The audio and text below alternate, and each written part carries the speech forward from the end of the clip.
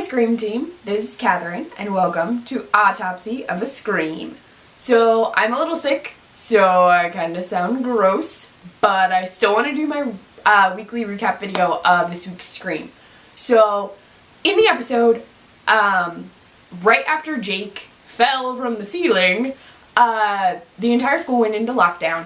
And while they were in lockdown, the sheriff seemed to think it would be really useful to the investigation, but yeah, things got crazy. So Brooke got cleaned up and wound up having to wear a cheerleading uniform, which added a little bit of insult to injury. I mean, really? A cheerleading uniform? We didn't have gym clothes or something she could put on to, like, relax in. So parents can't get in, students can't get out, except all the students still have their cell phones, so I don't know why they didn't just call their parents. They were calling each other a lot, just saying.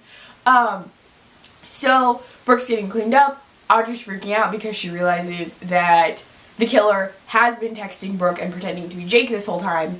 And when she texts the killer, a phone buzzes in Emma's bag. So someone planted Jake's phone on Emma. Then things get crazy. Locker searches are happening, and Kieran has a gun somehow. I don't know how he got it into the school.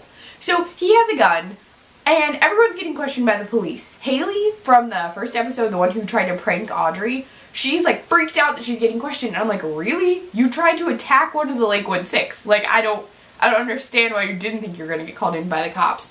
So there's just a lot of crazy happening. So Kieran has a gun, and when he goes to talk to the cops, because they know he has the gun, they find him with it.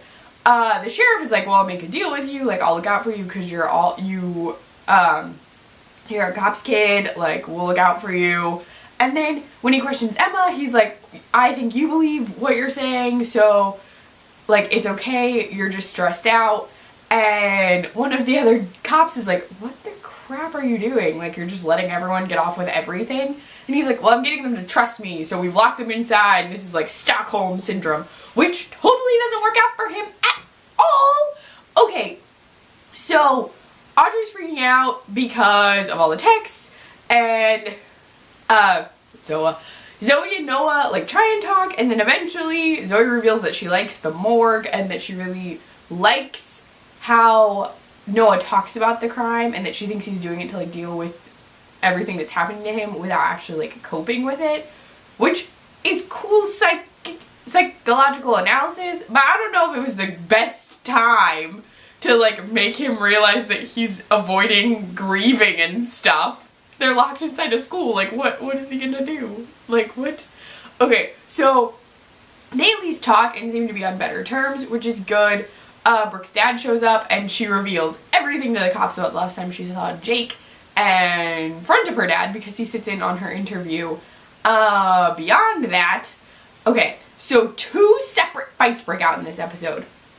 Haley keeps insinuating that Emma is totally like messed up, like this is all her fault, and Emma slaps her, and then a fight breaks out in the learning center, and they finally break that fight up, and Emma gets escorted to, I think it's the psychologist's office. They're like their psychology teacher's office, but it looks like an actual like office, like the kind of place you would meet with students who are having problems, so maybe she's also the school psychologist. It's possible. I don't know if they've ever officially said that. So Emma is meeting, like goes with her, and she's like, well, your fight or flight response was activated, like just calm down in here, it'll be okay, which is fine until she locks Emma in, which seems not great plan-wise, just to begin with. So she's locked inside the psychology teacher's room, and then Audrey thinks Stavo is involved. She's like, he's creepy and weird, and Noah's like, no, he's not, he's just like us, he's just obsessed with trying to figure out what's going on. And after getting Noah back in to the learning center, he was trapped out in the hallway because he went with Kieran to go get the gun. He didn't know it was a gun they were getting. He sneaks back in, but we learned that the emergency exits were not on this whole time. Like, someone turned them off. So someone could have been sneaking in and out this whole time. Also, Eli took Jake's phone for Emma and said he would get rid of it for her. So I don't know where Eli figured out how to hide incriminating evidence, but that seems kind of sketchy. Even though I feel like Eli is just really awkward. I just don't understand how he knows how to hide evidence. Although I guess his uncle was a cop, so maybe, I don't know. So that happens. Well, Audrey confronts Stavo about what he's doing. And what happens is she like grabs his tablet and shows the entire room that it's full of like bloody murder drawings. And Stavo's like, I'm just doing it because I'm doing a comic book, like none of this is real, da da da da. And then the tablet winds up breaking, there's a huge like fight again. And I'm like, really, Sheriff? Your whole like Stockholm Syndrome plan is totally working. Everyone's going crazy because they're locked inside and you're not telling them anything. Then Emma, while she's locked in the room, gets a phone call from the killer, and the killer's like, I'm gonna get you. Yeah, seriously, I'm gonna get you. And she like freaks out. And outside the window is Stabby Pants. Yeah, he's just chilling out outside the room. And so she freaks out, grabs a chair, and like smashes the window open. But when she gets outside of the room, the killer's gone. Just poof, gone. And so she makes her way back to the learning center and learns that a fight broke out and Stavo's like really messed up. And she has blood all over her because she walked through a broken window. And everyone's like, oh my gosh, what is happening? Then the sheriff asks her what happened, and she's like, I just freaked out. It was a panic attack. No worries. And she totally lied to him. So Stockholm Syndrome did not work. Like, his plan didn't work at all. She didn't trust him any more than she did before. Actually, she might even trust him less than she did before. The sheriff also removed her mom from the case because she told Brooke how long Jake had been dead for, because Brooke really wanted to know. And he's like, I saw you sharing evidence, da da da. He let a kid get off with bringing a gun into a high school, yet Emma's mom telling Brooke, who just got covered with her boyfriend's blood and guts, how long he'd been dead for is totally like a huge deal. I get it, whatever, investigative stuff, but I feel like at this point, the whole I'm a good cop thing is a little thin, especially since his kid is totally obsessed with the Lakewood 6, now Lakewood 5, and that makes him super unimpartial either, because he knows his kid is obsessed, so whatever. Okay, so at the end of the episode, Audrey tries to apologize to Stavo, and he's like, don't even talk to me, like, leave me alone. And he kind of threatens her that if she comes anywhere near him, that he's going to break something that she loves.